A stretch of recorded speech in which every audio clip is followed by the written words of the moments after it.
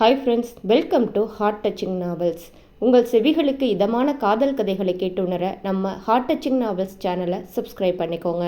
இப்போ வாங்க கதைக்குள்ளே போகலாம். என் உயிர் காதலே எபிசோட் 2. ஒரு வாரம் கடந்திருந்தது. அன்றைய குண்டுவெடிப்புக்கு பிறகு இதோ இன்று கட்சியின் செயற்குழு கூட்டம் திருநெல்வேலியில் இருந்த கட்சி அலுவலகத்தில் கூட்டப்பட்டிருந்தது. கட்சியின் உயர்மட்ட குழுவும் முக்கியமான எம்எல்ஏக்கள் மற்றும் மந்திரிகள் சிலரும் அங்கே இருந்தனர். மேசையின் நடுநாயகமாக கட்சி தலைவர் ராமசாமி அமர்ந்திருக்க, அவருக்கு அருகில் கட்சி செயற்குழு உறுப்பினர்கள் கீழே முதல் வரிசையில் நிவேதா உட்பட தற்பொழுது புதிதாக தேர்தலில் களம் இறங்கப் போகும் புதுமுகங்கள் 3 அமர்ந்திருந்தனர். எல்லோரும் வந்துவிட்டார்களா என்று ஒருமுறை கேட்டுக்கொண்டே தலைவர் தனது பேச்சை ஆரம்பித்தார். வரப்போற சட்டமன்ற தேர்தலில் தென்காசி, கடையநல்லூர் அப்புறம் பாளையங்கோட்டை தொகுதிகளுக்கு இந்த முறை புது வேட்பாளர்களை களத்தில் இறக்கலாம்னு உயர்மட்ட குழு சார்பாக முடிவு செஞ்சிருக்கோம்.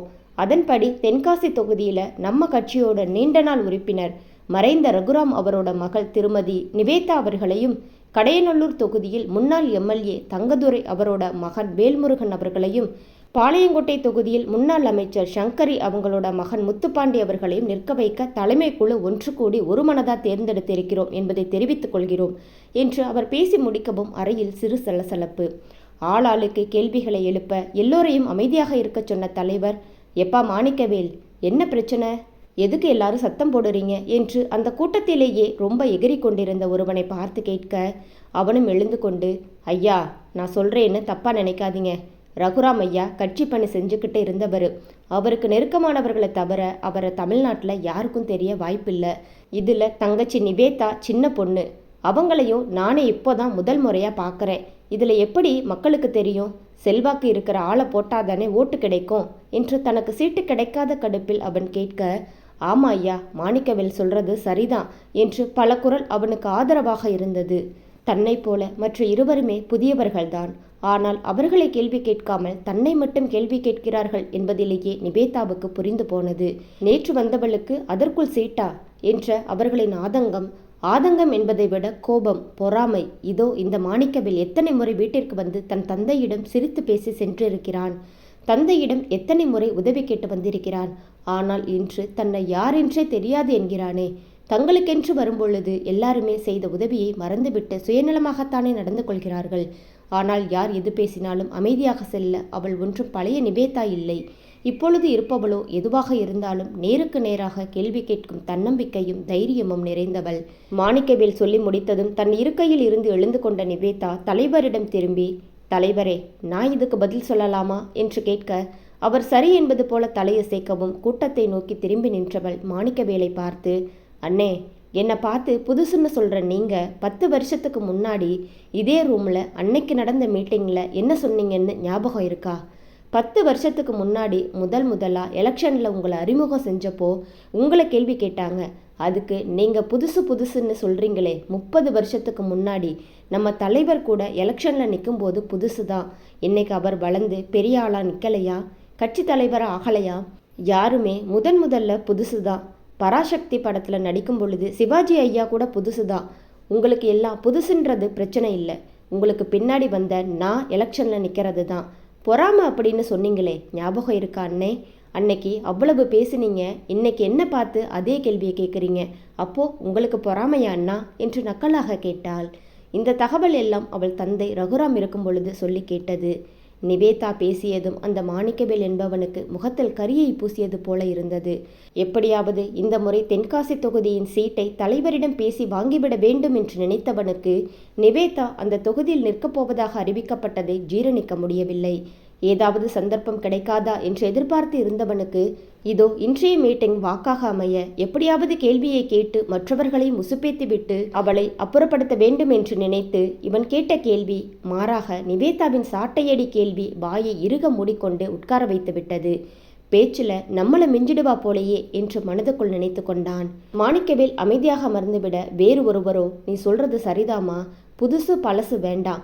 ஆனால் கட்சியில் தெரிஞ்ச முகமாக இருந்தாதானே மக்கள் ஓட்டு போடுவாங்க. நீ கட்சிக்கு வந்து 3-4 மாதம்தான் ஆகுது. உங்கள் அப்பாவை எல்லாருக்கும் தெரியும். ஆனால் உன்னைய இப்போதானமா பார்க்குறோம்.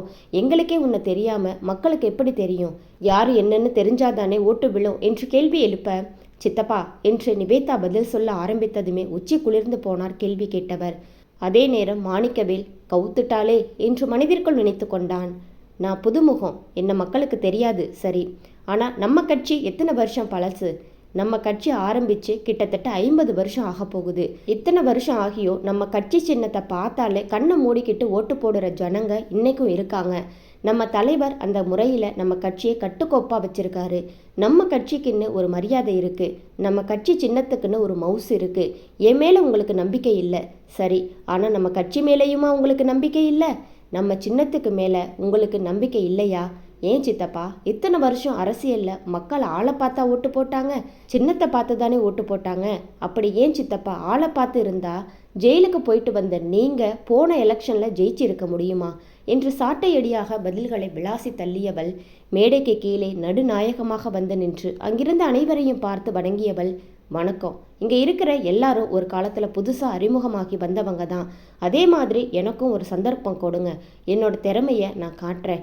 நிச்சயம் எதிர்கட்சியை வீழ்த்தி இந்த முறை தென்காசி தொகுதி எம்எல்ஏ சீட்டை ஜெயிச்சு காட்டுறேன். இதை ஒரு சவாலாக நினச்சி செய்கிறேன். என் மேலேயும் கட்சி மேலே மக்கள் வச்சிருக்க அசைக்க முடியாத நம்பிக்கை மேலேயும் எனக்கு நம்பிக்கை இருக்குது.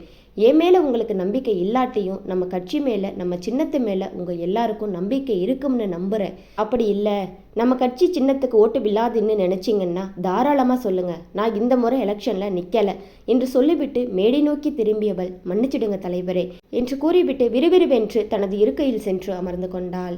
நிவேதா பேசி முடித்த பின்பு அங்கே அவ்வளவு அமைதி. அதன்பின் யாரும் அங்கே கேள்வி எழுப்பவில்லை. எப்படி கேட்பது? கேட்டால் அது கட்சியை சந்தேகப்படுவது போல் அல்லவா ஆகிவிடும். பிறகு எப்படியும் எதிர்ப்பு எழுப்புவார்கள். குண்டூசி விழுந்தால் கூட சத்தம் கேட்கும் அளவுக்கு அந்த அறையில் அவ்வளவு அமைதியை பார்த்ததும் நிவேதாவை நினைத்து பெருமையாக புன்னகைத்த தலைவர் ராமசாமி சில மாதங்களுக்கு முன் முதல் முறை நிவேதா தன்னை சந்திக்க வந்த நிகழ்வை நினைத்து கொண்டார். அப்பொழுது நிவேதா 3 மாத கர்ப்பமாக இருந்தாள். நிதர்சனை விட்டு பிரிந்து வந்து கிட்டத்தட்ட 2 மாதங்கள் ஆகியிருந்தது. தன் தந்தையின் மனதிற்கு நிதர்சனின் தந்தை லிங்கேஸ்வரன் தான் மூல காரணம் என்ற உண்மை தெரிந்ததும் நிதர்சனிடம் கூட சொல்லாமல் இரவோடு இரவாக அந்த வீட்டை விட்டு வெளியேறியவள் அதன்பின் அவனிடம் பேசவில்லை. நிதர்சனம் எவ்வளவோ முயற்சி செய்து பார்த்தான். நிவேதாவின் கோபத்தை தணிக்க முடியவில்லை. கிட்டத்தட்ட 2 மாதங்கள் தனது அறையிலேயே முடங்கி கிடந்தவள் லிங்கேஸ்வரனை எப்படி பழிவாங்க வேண்டும் என்று யோசிக்க அவள் மனதில் உதித்த எண்ணம்தான் இந்த அரசியல். ஒரு நாள் கூட தாமதிக்காமல் அடுத்த நாளை திருநெல்வேலிக்கு சுற்றுப்பயணம் வந்திருந்த கட்சித் தலைவரை சந்திக்கச் சென்றாள். கட்சித் தலைவர் ராமசாமி எப்பொழுது திருநெல்வேலி வந்தாலும் ரகுராம் வீட்டில்தான் மதிய உணவு உண்பார். இங்கிருந்து தான் அவருக்கு உணவு சமைத்து அனுப்பப்படும். எந்தவித எதிர்பார்ப்பும் இல்லாமல் கட்சியின் உண்மையான உழைப்பாளி அவர் என்பதால் ராமசாமிக்கு ரகுராம் மேல் ஒரு தனிப்பட்ட பிரியம் உண்டு. சொந்த மாவட்டக்காரன் என்பதும் கூடுதல் காரணம். அப்படி உணவருந்த ரகுராம் வீட்டுக்கு வரும் நேரம் எல்லாம் நிவேதாவை ராமசாமி பார்த்திருக்கிறார். மாமா மாமா என்று பாசமாக காலையே சுற்றி வருபவள் பின் பெரியவளானதும் அவள் கையால் தான் உணவு பரிமாறுவாள். சிறு பிள்ளையாக குமரியாக என்று அவளின் வளர்ச்சியை பார்த்தவர் அதன்பின் திடீரென்று ரகுராம் இறந்துவிட உடனே கிளம்பி வந்தவர் குடும்பத்தில் எல்லோருக்கும் ஆறுதலாக இருந்தார். அதன்பின் நிவேதாவின் திருமணத்திற்கும் சரி அதன் பிறகும் சரி அவளை பார்க்க முடியவில்லை. எதிர்க்கட்சியை சேர்ந்த லிங்கேஸ்வரன் வீட்டுக்கும் மருமகளாக அவள் ஆனதும் ஒரு காரணம். அதன் பிறகு இப்பொழுதுதான் அவளை பார்க்கிறார். தன்னை தேடி வீட்டிற்கு வந்தவளிடம் என்ன விஷயம் என்று ராமசாமி கேட்க சற்று தயங்கியவள், மாமா வரப்போகிற எலெக்ஷனில் நம்ம தொகுதியில் நான் போட்டியிடலாம்னு இருக்கேன், அதுக்கு தான் உங்களை பார்த்து பேசிட்டு போகலாம்னு என்று சொல்ல அவள் சொன்னதை கேட்டு ஆச்சரியப்பட்டவர், என்ன திடீர்னு இப்படி ஒரு யோசனை? உங்கள் அப்பா எலெக்ஷனே வேணாம்னு இருந்துட்டான், ஆனால் நீ தீர யோசிச்சு தான் சொல்கிறியா என்று ஆச்சரியத்துடன் கேட்க, ஆமாம் மாமா, நல்லா யோசிச்சு தான் சொல்கிறேன், இந்த முறை எனக்கு ஒரு வாய்ப்பு கொடுங்க என்றாள். அவள் உறுதியாக சொல்வதை கேட்டவர் யோசனையுடன், எனக்கு சம்மதம், ரகுராம் நம்ம கட்சிக்கு செஞ்ச சேவைக்கு அவனுக்கே சீட்டு கொடுக்கலாம்னு இருந்தேன், ஆனால் அவன் தான் வேண்டாம்னு சொல்லிட்டான். ஆனால் அவன் மக நீ நிற்கிறதுல எனக்கு பரிபூரண சந்தோஷம். ஆனால் கட்சியில் கேள்வி கேட்பாங்க, இந்த மாணிக்கவேலை வேற சமாளிக்கணும், போன தேர்தலில் இருந்தே சீட்டு கேட்டுட்டு இருக்கான் என்றவர் யோசிக்க, மாமா யார்கிட்ட பேசணும்னு சொல்லுங்க, நான் பதில் சொல்கிறேன், நீங்கள் மனசு வச்சு இந்த ஒரு தடவை வாய்ப்பு கொடுங்க, நிச்சயம் ஜெயிச்சு காட்டுறேன், இல்லாட்டி இனி எப்பவும் அரசியல் பக்கம் வரமாட்டேன் என்று பதிலுக்கு நிவேதா உறுதியாக சொல்லவும், சரி கூடிய சீக்கிரம் கட்சியில் பேசிட்டு உனக்கு சொல்கிறேன், ஒரு மீட்டிங் வச்சு பேசுவோம், எப்படியும் இந்த மாணிக்கவேல் பைய பிரச்சனை பண்ணுவான், அப்போ உன் பேச்சு சாமர்த்தியத்தை பார்ப்போம் என்று புன்னகையுடன் கூறியவர் சற்றே தயங்கி, நான் கேள்விப்பட்டது உண்மையா? மாப்பிள்ளையை விட்டு பிரிஞ்சு வந்துட்டியா என்று கேட்க ஆமாம் என்பது போல் தலையாட்டினாள் நிவேதா. நிச்சயமா நிதர்சன் தம்பி மேலே எந்த தப்பும் இருக்காது. உங்களுக்குள்ள வேற என்ன பிரச்சனையா இருந்தாலும் பொம்பளை புள்ள நீ கொஞ்சம் விட்டு கொடுத்து போகலாம். நீ தனியாக வந்து இருந்தா நம்ம சாதிசனம் எதையாவது பேசும். மாப்பிள்ளை கூட இருக்கிறது தான் உனக்கு கௌரவம்.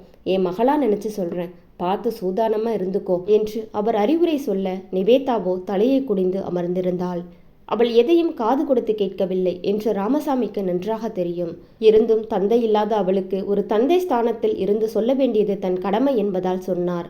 அன்றைக்கு அவள் கண்களில் தெரிந்த உறுதி கேள்வி எழுப்புபவர்களிடம் நான் பேசிக்கொள்கிறேன் என்று அவள் சொன்ன விதத்தை இதோ என்று செயலில் பார்க்கையில் நம்ம கட்சிக்காரர்களுக்கு நிவேதா தான் சரி, முக்கியமாக இந்த மாணிக்கவேல் மாதிரி ஆளுங்களுக்கு என்று மனதிற்குள் நினைத்து சிரித்து கொண்டவருக்கு நிவேதாவின் பேச்சு திறமையை நினைத்து பெருமையாக இருந்தது.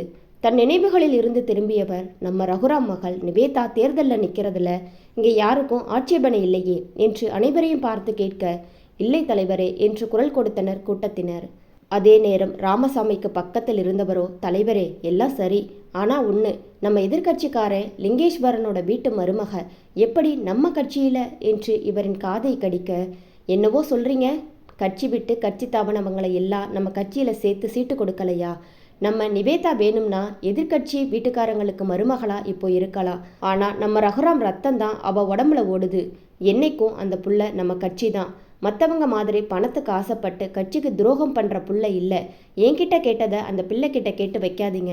அப்புறம் மாணிக்கவேல் மாதிரி எல்லார் முன்னாடியும் உங்கள் வண்டவாளம் தண்டவாளம் ஏறிடும் என்று பதிலுக்கு கூற கேள்வி கேட்டவர் வாயை பசை போட்டு இருக்க மூடிக்கொண்டார். ஏனெனில் அவரும் வேறு கட்சிக்கு தாவி பின் அங்கே மரியாதை கிடைக்கவில்லை என்று மீண்டும் இங்கே வந்து சேர்ந்தவர்தான். தலைவர் பேசி முடித்ததும் புதிய வேட்பாளர்கள் திருநெல்வேலி தொகுதிக்கான வேட்பாளர் பட்டியல் அனைவரின் ஒப்புதலுடனும் தீர்மானமாக நிறைவேற்றப்பட்டது. கூட்டம் முடிந்து அனைவரும் சென்ற பின்னர் நிவேதாவை தனது அறைக்கு அழைத்து சென்ற ராமசாமி, நான் சென்னை போய் மற்ற நிர்வாகிக்கிட்டையும் பேசிட்டு சொல்கிறேன். கூடுமான வர உன் சீட்டு உறுதிதான். நீ கவலைப்படாத. உடம்ப ஜாக்கிரதையாக பார்த்துக்கோமா. இன்னும் ஒரு 2 வாரத்தில் தேர்தல் தேதி அறிவிச்சிடுவாங்க. அப்புறம் நாமினேஷன் பிரச்சாரம் நிறைய வேலை இருக்கும் என்று சொல்ல, சரி மாமா என்று கூறிவிட்டு வீட்டிற்கு கிளம்பினாள் நிவேதா. அன்று இரவு உணவை முடித்துக்கொண்டு தனது அறையில் படுத்திருந்தவளுக்கு சில நாட்களுக்கு முன் மைக் செட்டுக்காரனை விசாரித்துவிட்டு தன்னை சந்திக்க வந்த வேலு சொன்னது ஞாபகம் வந்தது. தங்களது மில்லுக்கு பின்பக்கம் இருந்த அந்த மிகப்பெரிய அறைக்கு அந்த மைக் செட்டுக்காரனை இழுத்து சென்ற வேலனும் ஐயப்பனும், உண்மையை சொல்லிடு, யாருக்கும் அடிபட்டு இப்படி சாகாத என்றபடி அவனை அடித்து உதைக்க ஒரு கட்டத்திற்கு மேல் அவர்கள் இருவரின் இரும்பு போன்ற அடியை தாங்க முடியாமல் ரத்தம் வழிய சட்டை 2ஆக கிழிந்து தொங்க உடல் வலி தாங்காமல், அண்ணே சொல்லிடுறேன், எல்லா உண்மையும் சொல்லிடுறேன் என்று காலி விழாத குறையாக அவன் கெஞ்ச, ஒழுங்கா உண்மையை சொல்லு, அதை மீறி பொய் எதுவும் சொன்ன மிதிப்பட்டே சாவ என்று மிரட்ட, சத்தியமா உண்மையை தான் சொல்கிறேன் அண்ணா என்றவன் நடந்ததை சொல்ல ஆரம்பித்தான். கூட்டம் நடக்கவிருந்த முன்தினம் இரவு ஒளிபரப்புகளை எல்லாம் பொருத்திவிட்டு வீட்டிற்கு சென்று இரவு உணவை முடித்துக்கொண்டு மீண்டும் ஒரு முறை செக் செய்வதற்காக திரும்பி வந்த மைக் செட்டுக்காரன் கண்களில் தூரத்தில் மேடைக்கு அருகே இருவர் நிற்பது போல தெரிந்தது. யாரு இவனுங்க? மணி 9ஆவது, இந்த நேரத்தில் என்ன செய்கிறானுங்க? ஒருவேளை கட்சிக்காரங்களோ என்று யோசனையுடனே அவர்களை நோக்கி சென்றான். அவர்களின் வெகு அருகில் செல்லும் போதே அவர்களின் பேச்சு கேட்க, அதிலும் வெடி என்ற வார்த்தைகள் காதில் விழ அதிர்ந்து போன மைக் செட்டுக்காரன் அவர்கள் கவனிக்கா வண்ணம் மறைவாக ஒதுங்கி நின்று கொண்டு அவர்கள் பேசுவதை கேட்க ஆரம்பித்தான். சீக்கிரம் வை, எவனாவது வந்துட போறாங்க, அப்புறம் தலைவர் நம்ம தோலை உரிச்சு உப்பு கண்டம் போற்றுவார் என்று ஒருவன் சொல்ல, நான் தெரியாம தான் கேட்குறேன், சொந்த மருமகளை கொள்ள எதுக்கு நம்ம ஐயா ஆசைப்படுறாரு, அவங்களுக்குள்ள எதுவும் பிரச்சனையா என்று மற்றொருவன் கேட்க, ஐயாவுக்கும் அவர் மருமகளுக்கும் என்ன பிரச்சனையோ எனக்கு தெரியலை, ஆனால் சம்பந்திங்க 2 பேருக்கும் ஏதோ மனஸ்தாபம் இருந்துச்சுன்னு கேள்விப்பட்டிருக்கேன். அவர் இறந்த பிறகு அந்த பொண்ணு நம்ம ஐயாவோட பையனை கல்யாணம் கட்டிக்கிட்டு வந்ததில் இருந்து ஐயாவுக்கு அந்த பெண்ணை பிடிக்கலை. இப்போ வேற ஐயாவை எதிர்த்தே தேர்தலில் நிற்க போகிறாங்க, அதான் காரணம்னு நான் நினைக்கிறேன் என்று பதில் சொன்னான். நான் ஏதோ எனக்கு தோணுனதை சொன்னேன். நான் சொன்னேன்னு எவன்கிட்டையும் போய் உளறிட்டு இருக்காத, சொல்லிட்டேன், மூச்சு விடக்கூடாது என்றான் சுற்றுமுற்றும் பார்த்து கொண்டு. நான் ஏன் சொல்ல போகிறேன், அதெல்லாம் எவன்கிட்டையும் மூச்சு விட மாட்டேன். சரி, சீக்கிரம் வேலையை முடி என்றபடி பேசிக்கொண்டே வேலையை செய்து முடித்தவர்கள் அங்கிருந்து சென்றுவிட மைக் செட்டுக்காரன் வந்த வழி தெரியாமல் திரும்பி வீட்டுக்கு சென்றவன் யாரிடமும் சொல்லாமல் இரவோடு இரவாக தனது சொந்த ஊருக்கு ஓடிவிட்டான். நான் கேட்டவற்றை வழி தாங்க முடியாமல் மெல்ல மெல்ல வேலுவிடம் சொல்ல அவன் வந்து நிவேதாவிடம் சொன்னான். வேலு சொன்னதை கேட்க கேட்க அவளுக்கு அப்படியே உள்ளுக்குள் பகை என்னும் தீ கொழுந்துவிட்டு எரிய ஆரம்பித்தது. எந்த பதவியை கையில் வச்சுக்கிட்டு இந்த ஆட்டம் ஆடுறீங்களோ அதை உங்ககிட்ட இருந்து பறிக்கிறது தான் என்னோட வேலை. உங்கள் கோட்டையான இதே தென்காசி தொகுதியில் உங்களை தோற்கடிச்சு உங்களை செல்லா காசா ஆக்கி காட்டுறேன் என்று மனதிற்குள் சபதம் எடுத்துக்கொண்டாள். அவள் நினைத்தது நிறைவேறுமா? சென்னை சென்ற ராமசாமி தமிழகத்தின் வட மாவட்டங்களை சேர்ந்த மற்ற கட்சி நிர்வாகிகளிடம் திருநெல்வேலியில் எடுக்கப்பட்ட கட்சி செயற்குழு கூட்ட தீர்மானத்தை எடுத்துச் சொன்னவர். நிவேதாவிற்கு ஆதரவாக பேச ஒரு வழியாக எல்லோரும் சம்மதிக்கவே நிவேதாவே தென்காசி பகுதியில் போட்டியிடுவது என்று முடிவு செய்யப்பட்டது. அதோடு மற்ற எல்லா மாவட்டங்களிலும் போட்டியிடும் நபர்கள் பற்றிய விவாதம் நடக்க ஒவ்வொருவருக்கும் ஆதரவாக எதிராக பேச என பட்டிமன்றமே நடந்து இறுதியில் ஒரு வழியாக வேட்பாளர்களை தேர்ந்தெடுத்து சட்டமன்ற தேர்தலில் போட்டியிடுபவர்களின் பட்டியல் தயார் செய்யப்பட்டது. அன்றைய இரவே தனது இல்லத்திற்கு வந்த ராமசாமி நிவேதாவை போனில் தொடர்பு கொண்டு விபரத்தை கூற, ரொம்ப நன்றி மாமா, நீங்கள் இல்லைனா நிச்சயம் இது நடந்திருக்காது என்று தனது நன்றியை அவள் தெரிவிக்க, இல்லம்மா, உனக்கு அந்த தைரியமும் திறமையும் இருக்கு, அதான் வாய்ப்பு உன்னை தேடி வந்திருக்கு. இதை உபயோகப்படுத்துறது உன் கையில தாமா இருக்கு. என் மக வர தேர்தலில் அமோகமாக ஜெயிச்சு காட்டணும், எனக்கு அது போதுமா என்றார். நிச்சயமாமா, இந்த தடவை தேர்தலில் எங்கள் அப்பா உயிரா நினச்சி வாழ்ந்த நம்ம கட்சியே நிச்சயம் ஜெயிக்கும், ஜெயிக்க வைப்பேன். எதிர்த்து நிற்கிறவர் யாரா இருந்தாலும் சரி, அவங்கள மண்ணை கப்ப வைப்பேன் என்று அவளின் குரல் உறுதியாக ஒலிக்க, பதிலுக்கு புன்னகைத்தவர், சரிம்மா, அந்த முருகன் உன் கூடவே துணையா இருப்பான். மனசுல எதுவும் வச்சுக்கிட்டு உடம்ப கவனிக்காம விட்டுடாத. வயிற்றில் இருக்கிற என் பேரனை பத்திரமா பார்த்துக்கோ, நான் வைக்கட்டுமா? சரி மாமா என்று பேசிவிட்டு போனை வைத்தவளுக்கு சீட்டு கிடைத்து விட்டது என்ற மகிழ்ச்சி ஒரு பக்கம் இருந்த பொழுதிலும் இனிதான் வேலையே இருக்கிறது என்ற பொறுப்பும் ஒரு பக்கம் உண்டானது. அவளுக்கு நிச்சயம் தெரியும் இவள் கட்சியை எதிர்த்து எதிர்க்கட்சி சார்பாக லிங்கேஸ்வரனை தான் களம் இறக்குவார்கள் என்று. பின்னை தொடர்ந்து 2வது முறையாக எம்எல்ஏவாக இருக்கிறார். அந்த அளவுக்கு நல்லவன் வேஷம் போட்டு தான் ஒருவன் நல்லவன், மக்கள் காவலன் என்ற ஒரு போலியான பிம்பத்தை மக்கள் மத்தியில் உருவாக்கி அதன் மூலம் அவர்களிடம் செல்வாக்கை சம்பாதித்து வைத்துள்ளார் என்பதுதான் உண்மை. ஆனால் அவரின் உண்மை முகம் நிவேதாவின் தந்தைக்கு தான் தெரியும். ஆரம்பத்தில் நிவேதாவின் தந்தை ரகுராம் கட்சியில்தான் லிங்கேஸ்வரனும் உறுப்பினராக இருந்தார். அப்பொழுதுதான் வார்டு உறுப்பினராக முதன்முறையாக அவர் தேர்ந்தெடுக்கப்பட, ஆரம்பத்தில் நல்லவராக இருந்தவர் அதன்பின் கெட்ட சகவாசத்தின் பயனாக தனது பதவியை தவறாக பயன்படுத்த ஆரம்பித்தார். மணல் கொள்ளை, சாலை கான்ட்ராக்ட், தண்ணீர், மின்சாரம் கனெக்ஷன், அரசு திட்டங்கள் என்று அந்த ஊருக்கு வரும் பல்வேறு விஷயங்களில் கமிஷன் வாங்க ஆரம்பித்தார். சின்ன விஷயம் எதுவும் வேண்டுமானாலும் என்றாலும் அவருக்கு கமிஷன் கொடுத்தால்தான் வேலை நடக்கும். அவரின் அந்த தவறான போக்கு போக போக ஒரு நாள் ரகுராமிற்கு தெரிய வர அவரோ லிங்கேஸ்வரனை அழைத்து கண்டித்தார். லிங்கேஸ்வரா, நீ செய்யறது கொஞ்சம் கூட சரியில்லை. இந்த ஊர்ல நம்ம கட்சிக்குன்னு ஒரு மரியாதை இருக்கு. நீ இந்த மாதிரி நடந்துக்கிறத பார்த்தா அப்புறம் எவனும் நம்ம கட்சியை மதிக்க மாட்டானுங்க. கட்சி பெயர் கெட்டு போயிடும். ஊரில் எவன் செய்யாததை நான் செஞ்சுட்டேன்னு இப்படி சொல்கிறீங்க? நான் ஒன்றும் எவனையும் அடித்து பிடிச்சி பிடுங்கலை. அதுவாக கிடைக்குது, வாங்குறேன். யார் வீட்டு கதவையும் தட்டி துட்டு கொடுத்து தான் ஆகணும்னு கேட்கலையே என்று பதிலுக்கு திமிராக லிங்கேஸ்வரன் சொல்ல, அதைத்தான் நானும் சொல்கிறேன். ஊர் உலகத்தில் எல்லோரும் வாங்குறாங்கன்னு நீயும் அதே செய்யாத. அப்புறம் அவனுங்களுக்கும் நம்ம கட்சிக்கும் வித்தியாசம் இல்லாமல் போயிடும் என்றார். வெறும் உறுப்பினராக இருக்கிற இவருக்கு என்ன தெரியும்? போஸ்டர், மைக் செட்டு, பிரச்சாரம், அது இதுன்னு தேர்தலுக்கு ஆகிற செலவு என்று சத்தமில்லாமல் முனகியவர், என்ன சொல்றீங்க என்று ரகுராம் கேட்கவும், இங்க பாருங்க, சொன்னதை தான் திரும்பவும் சொல்றேன். நான் யார் சட்ட பையிலையும் போய் துட்டை திருடலை. அதுவா கிடைக்குது, வாங்குறேன். தேர்தலுக்கு லட்சக்கணக்கில் செலவு செஞ்சுருக்கேன். எல்லாம் வட்டிக்கு வாங்கினது, திருப்பி கொடுக்கணும். அது மட்டும் இல்லை, எனக்கும் பொண்டாட்டி புள்ள இருக்கு. அவங்களுக்கு 4 காசு சேர்த்து வைக்க வேண்டாமா? இதை விட்டா வேற வருமானம் எங்க இருக்கு என்று பதிலுக்கு சற்றே கோபத்தோடு லிங்கேஸ்வரன் சொல்லவும், தப்ப நியாயப்படுத்தி நீ இப்படி செஞ்சுக்கிட்டு இருந்தா அப்புறம் கட்சி மேலிடத்துல சொல்ல வேண்டியிருக்கும் என்று பதிலுக்கு ரகுராம் அழுத்தமாக சொல்ல, லிங்கேஸ்வரன் பதிலொன்றும் சொல்லாமல் விறுவிறுவென்று சென்று விட்டார். அவர் போவதையே கோபத்துடன் பார்த்து கொண்டிருந்தார் ரகுராம். அடுத்த நாளை கட்சி மேலிடத்திற்கு லிங்கேஸ்வரன் செய்யும் தவறுகளை பற்றி ரகுராம் சொல்ல, அவர்களும் தீவிரமாக விசாரிக்க ரகுராம் சொன்னது போலவே நிறைய தவறுகள் நடந்து கொண்டிருப்பதை பற்றி புகார்கள் வர, அடுத்த 1 வாரத்தில் கட்சி அடிப்படை உறுப்பினர் பதவியில் இருந்து நீக்கப்பட்ட லிங்கேஸ்வரன் வார்டு உறுப்பினர் பதவியில் இருந்து கட்டாயமாக ராஜினாமா செய்ய வைக்கப்பட்டார். ஆனால் அடுத்து வந்த சட்டமன்ற தேர்தலில் ரகுராம் கட்சியும் எதிர்க்கட்சியின் சார்பாக எம்எல்ஏ தேர்தலில் களமிறங்கினார் லிங்கேஸ்வரன். ரகுராமுக்கே அதிர்ச்சிதான். ஆக மொத்தத்தில் பிழைக்க தெரிந்தவன் என்று நினைத்து கொண்டார்.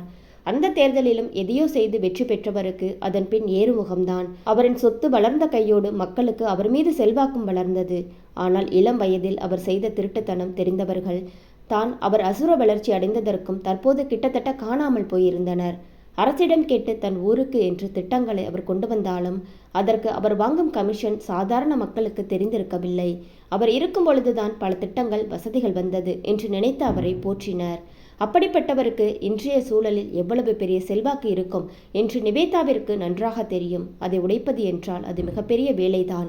எதை மறைத்து யார் மத்தியில் செல்வாக்கை வளர்த்து விட்டாரோ அவர்களின் முன்பே அவர்களின் தவறுகளை வெளிச்சம் போட்டு காட்டினால்தான் அவரின் செல்வாக்கு என்னும் கோட்டையை தகர்க்க முடியும். அதை எப்படி செய்வது என்பதற்கு சில திட்டங்களை மனதிற்குள் வகுத்து கொண்டாள் நிவேதா. அடுத்த நாள் வெளியே கிளம்பி கொண்டிருந்த பேத்தியிடம் வந்த நிவேதாவின் பாட்டி, நிவேதா, வர்ற வெள்ளிக்கிழமை உனக்கு வளைகாப்பு செய்யலாம்னு ஐயர்கிட்ட நாள் பார்த்து வச்சிருக்கோம். அன்னைக்கு வெளியே எங்கும் போக வேண்டாம் என்று சொல்ல, அதுக்குள் 7 மாதம் ஆகிவிட்டதா என்று ஆச்சரியமாக இருந்தது. நிதர்சனை பிரிந்து வந்து 6 மாதங்கள் ஆகின்றது என்று நினைக்கும் பொழுது என்ன உணர்கிறோம் என்று அவளாலேயே புரிந்து கொள்ள முடியவில்லை. அவனை பிரிந்து தன்னால் இருக்க முடியுமா? முடிந்திருக்கிறது. இதோ 6 மாதங்கள் அவன் தோழமை இல்லாமல், அருகாமை இல்லாமல், அணைப்பு இல்லாமல், இதழ் ஒற்றல் இல்லாமல் 6 மாதங்கள், கிட்டத்தட்ட 180 நாட்கள் இருந்திருக்கிறேனே என்று நினைத்தவளுக்கு ஒரு பக்கம் கோபம் என்றாலும் மறுபக்கம் கணவனை நினைத்து ஏக்கமாகவும் இருந்தது. பிரிந்து வந்த நாளில் இருந்து மீண்டும் மீண்டும் தன்னை தேடி வந்தவன் அதன் பின் வரவே இல்லையே, நான் எப்படி இருக்கிறேன் என்று கூட கேட்கவில்லையே என்ற பல கேள்விகள் அவள் மனதுக்குள் ஏன் என்ற காரணம் தெரியாமல் ஏன் நிதர்சன் மேல் கோபம் வந்தது. இப்படி இவள் தன் நினைவில் மூழ்கி இருக்க, அம்மாடி ஒரு பதில சொல்ல மாட்டேங்கிற என்ற பாட்டியின் குரலில், என்ன பாட்டி சொன்னீங்க என்றவள் பாட்டியின் முகத்தை பார்க்க, அவரோ இவளை ஆராய்ச்சி பார்வை பார்த்தவர், இல்லம்மா, வளைகாப்பு மாப்பிள்ளை வீட்டுக்கு போய் நானும் உன் தாத்தாவும் ஒரு வார்த்தை சொல்லிட்டு வரோம், அதுதானே முறை என்று சொல்ல, நிவேதாவோ மாப்பிள்ளை என்று சத்தம் இல்லாமல் முனகியவள் ஒன்றும் சொல்லாமல் இருக்க, என்ன ஒன்றும் சொல்லாமல் இருக்க என்று அவர் கேட்கவும், என்கிட்ட எதுக்கு கேட்குறீங்க என்று கோபமாக சொன்ன நிவேதா கிளம்பி சென்றுவிட, சொல்றாளா இல்லை வேண்டாம்னு சொல்றாளா என்று குழம்பி போனார் அவர். மில்லுக்கு வந்த நிவேதா மொபைலில் யாரையோ அழைத்தவள் எதையோ சொல்ல, அந்த பக்கம் சரிக்கா என்று பதில் வர, யாருக்கும் தெரிய வேணாம் குமார், நீ பார்த்தாலோ இல்லை உனக்கு தகவல் கிடைச்சாலோ எனக்கு உடனே ஃபோன் போடு என்று நிவேதா சொன்னதும் சரிக்கா என்று பதில் வந்ததும் போனை வைத்தவள் இந்த விஷயத்தை செய்து முடித்தாக வேண்டும் என்று தீர்க்கமாக முடிவெடுத்து கொண்டாள். 2 நாளில் நள்ளிரவு வேளையில் நிவேதாவிற்கு அழைத்த அந்த குமார் என்பவன் எதையோ சொன்னதும், நீ நல்லா பாத்தியா, அவர்தானா என்று பரபரப்புடன் இவள் கேட்க, ஆமா அக்கா, அவர்தான், நல்லா பார்த்தேன் என்று குமார் பதில் சொல்ல, திரும்பி சுபற்றில் இருந்த கடிகாரத்தை பார்த்தவள் சில நொடி யோசனைக்கு பிறகு, சரி நீ அங்கேயே இரு, நான் வரேன் என்று கட்டிலில் இருந்து எழுந்து கொண்டே செல்ல, அக்கா நீங்க வர வேணாம், நாங்க பார்த்துக்கிறோம், மாசமா இருக்கிற நேரத்துல அலைச்சல் வேண்டாம் என்று அவன் பயப்பட, அதெல்லாம் ஒன்றும் பிரச்சனை இல்லை குமார், நீ வை போனை, இன்னும் 10 நிமிஷத்துல நாங்க வரேன் என்று பதில் வரும் முன் போனை வைத்து விட்டாள். அடுத்து குளியலறை சென்று ஃப்ரெஷ்அப் செய்து கொண்டவள் ஸ்வெட்டரை போட்டுக்கொண்டு கீழே வர அனைவரும் உறக்கத்தில் இருந்தனர்.